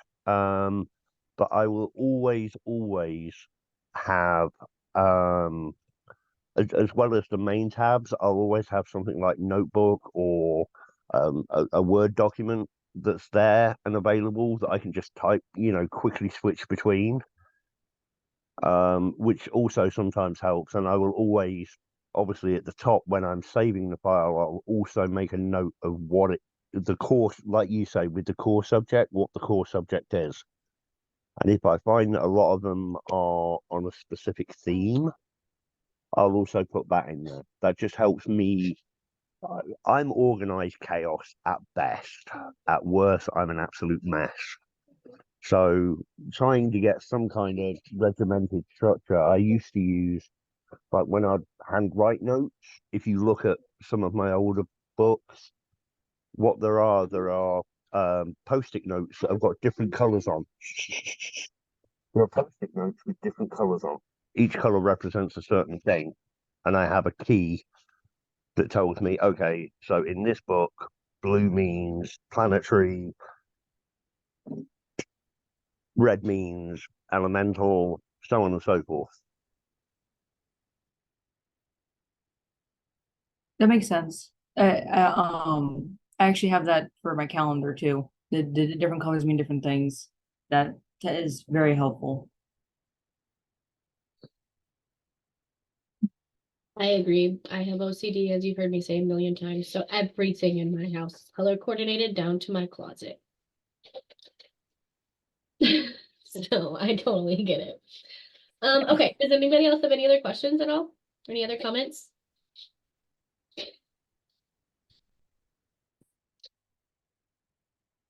Fabulous. Okay. Thank you so much for being here with me today, you guys. I hope that I was able to answer some of your questions. I know this topic is kind of open-ended because you kind of have to determine what you believe and think and feel on some of these. But I hope it was helpful. I hope it opened this up, and I hope it gets you excited about the rest of the series. Because like I said, I'll start introducing you to specific masters, and we'll start learning, who they are and how to work with them. Fabulous. Thank you, everybody. Have a great rest of your day. Thank you so much for being with me. And I think we have a dice class tonight. I think Alex's dice class is tonight. So go to that. Yeah, I think so. Thank you so much. You're welcome. Have a good day, guys. You have a great day too.